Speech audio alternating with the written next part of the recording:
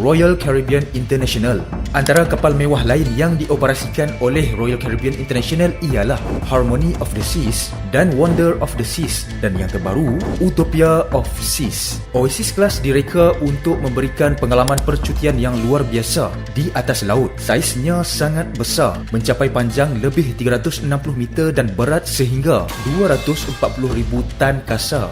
Kapal ini mampu membawa lebih daripada 6,000 penumpang dalam satu-satu masa. Kapal ini juga seperti sebuah bandar kecil yang terapung dengan kemudahan yang lengkap. Oasis Class menggunakan konsep perekaannya yang membahagikan kapal kepada beberapa bahagian yang dikenali sebagai neighborhoods. Terdapat 7 kawasan yang dibahagikan di atas kapal tersebut. Antaranya Central Park, sebuah taman terbuka di tengah bandar, lengkap dengan pokok, tumbuhan Korang hidup. yang nak tengok lagi, jom layari FB dan YouTube Prof Tau untuk konten yang lebih lanjut.